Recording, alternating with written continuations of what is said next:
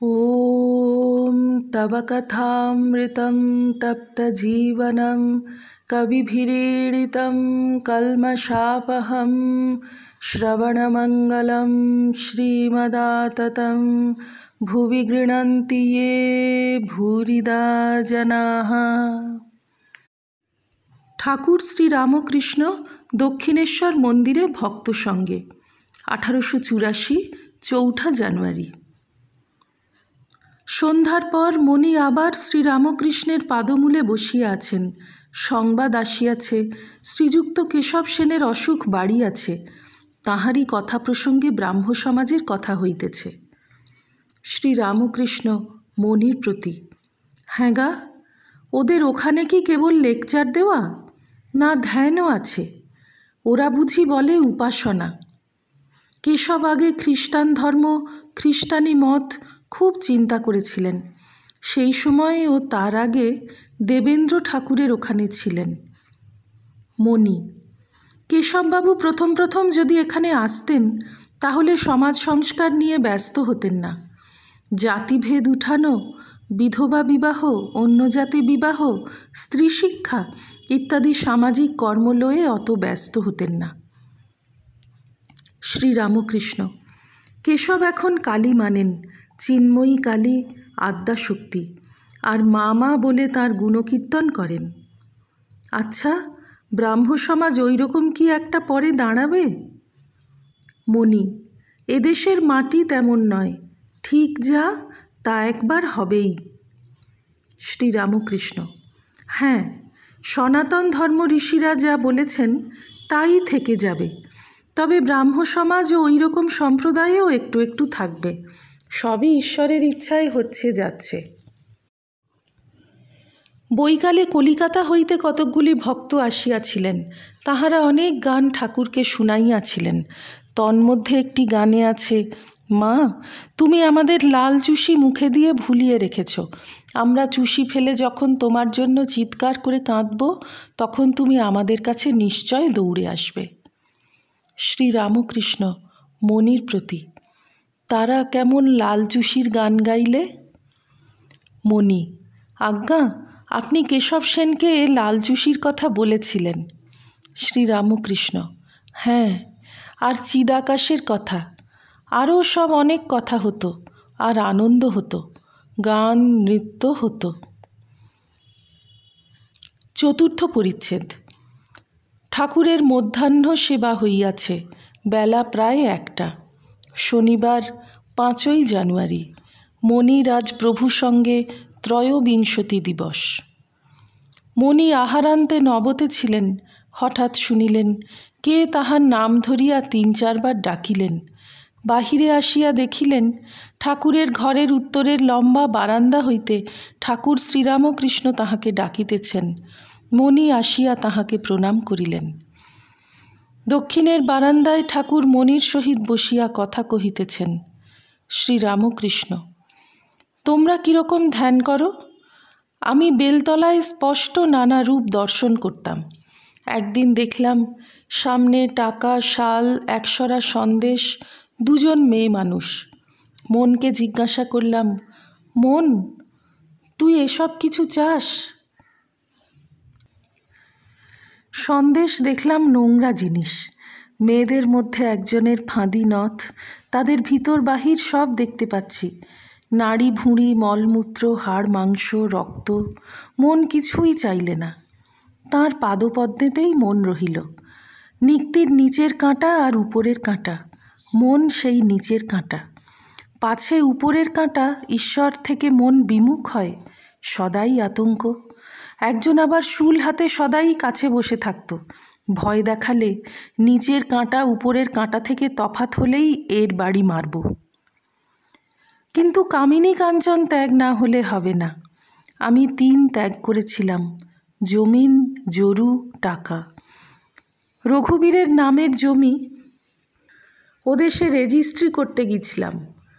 আমায় সই করতে বললে, আমি সই করলুম না। আমার জমি বলে তো বোধ নাই।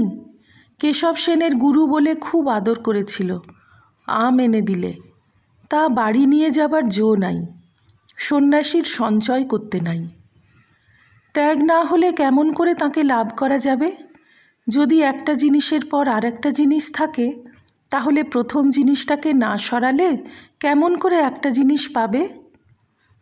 নিষ্কাম হয়ে তাকে ডাকতে হয়, তবে সকাম ভজন করতে করতে নিষ্কাম হয়। ধ্রুব রাজ্যের জন্য তপস্যা করেছিলেন, কিন্তু ভগবানকে পেয়েছিলেন। বলেছিলেন, যদি কাঁচকুড়ুতে এসে কেউ কাঞ্চন পায়, তা ছাড়বে কেন? সত্যগুণ এলে তবে তাকে লাভ করা যায়। দানাদি কর্ম সংসারী লোকের প্রায় সকামই হয়, সে ভালো না। তবে নিষ্কাম করলে ভালো, কিন্তু নিষ্কাম করা বড় কঠিন।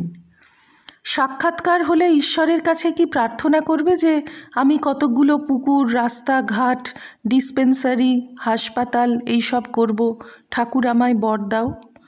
তাঁর সাক্ষাৎকার হলে ওসব বাসনা একপাশে পড়ে থাকে। তবে দয়ার কাজ, দানাদি কাজ কি কিছু করবে না? তা নয়। সামনে দুঃখ কষ্ট দেখলে টাকা থাকলে দেওয়া উচিত। জ্ঞানী বলে, দে রে দে রে, এরে কিছু দে। তা না হলে আমি কি করতে পারি, ঈশ্বরই কর্তা আর সব অকর্তা, এইরূপ বোধ হয়। মহাপুরুষেরা জীবের দুঃখে কাতর হয়ে ভগবানের পথ দেখিয়ে দেন। শঙ্করাচার্য জীবশিক্ষার জন্য বিদ্যার আমি রেখেছিলেন। অন্নদানের চেয়ে জ্ঞানদান, ভক্তিদান আরও বড়। চৈতন্যদেব তাই আচণ্ডালে ভক্তি বিলিয়েছিলেন। দেহের সুখ দুঃখ তো আছেই, এখানে আম খেতে এসেছ, আম খেয়ে যাও। জ্ঞান ভক্তির প্রয়োজন। ঈশ্বরই বস্তু আর সব অবস্তু। তিনি সব করছেন। যদি বলো তাহলে লোকে পাপ করতে পারে, তা নয়। যার ঠিক বোধ হয়েছে ঈশ্বর কর্তা আমি অকর্তা, তার আর বেতালে পা পড়ে না। ইংলিশম্যানরা যাকে স্বাধীন ইচ্ছা বলে, সেই স্বাধীন ইচ্ছাবোধ তিনিই দিয়ে রাখেন। যারা তাকে লাভ করে নাই, তাদের ভিতর ওই স্বাধীন ইচ্ছাবোধ না দিলে পাপের বৃদ্ধি হতো। নিজের দোষে পাপ করছি, এ বোধ যদি তিনি না দিতেন, তাহলে পাপের আরও বৃদ্ধি হতো। যারা তাকে লাভ করেছে, তারা জানে দেখতেই স্বাধীন ইচ্ছা, বস্তুত তিনিই যন্ত্রী, আমি যন্ত্র। তিনি ইঞ্জিনিয়ার, আমি গাড়ি। পঞ্চম পরিচ্ছেদ। বেলা 4টা বাজিয়াছে। পঞ্চবটী ঘরে শ্রীযুক্ত রাখাল আরও 2-1টি ভক্ত মনির কীর্তন গান শুনিতেছেন। গান ঘরের বাহিরে দণ্ডে শতবার, তিলে তিলে এসে যায়। রাখাল গান শুনিয়া ভাবাবিষ্ট হইয়াছেন। কিয়ৎক্ষণ পরে ঠাকুর শ্রীরামকৃষ্ণ পঞ্চবটিতে আসিয়াছেন। তাহার সঙ্গে বাবুরাম, হরিশ, ক্রমে রাখাল ও মণি। রাখাল, ইনি আজ বেশ কীর্তন করে আনন্দ দিয়েছেন। ঠাকুর শ্রীরামকৃষ্ণ ভাবাবিষ্ট হইয়া গান গাইতেছেন। বাঁচলাম সখী শুনি কৃষ্ণ নাম, ভালো কথার মন্দও ভালো। মনির প্রতি, এই সব গান গাইবে? সবা সখী মিলি বৈঠলা, এই তো রাই ভালো ছিল, বুঝি হাট ভাঙল। আবার বলিতেছেন, এই আর কি, ভক্তি ভক্ত নিয়ে থাকা। কৃষ্ণ মথুরায় গেলে যশোদা শ্রীমতীর কাছে এসেছিলেন। শ্রীমতী ধ্যানস্থ ছিলেন। তারপর যশোদাকে বললেন, আমি আদ্যাশক্তি, তুমি আমার কাছে কিছু বর লও। যশোদা বললেন, বর আর কি দিবে, তবে এই বলো, যেন কায়মনোবাক্যে তারই সেবা করতে পারি, যেন এই চক্ষে তার ভক্তের দর্শন হয়, এই মনে তার ধ্যান চিন্তা যেন হয়, আর বাক্য দ্বারা যেন তার নাম গুণগান হয়।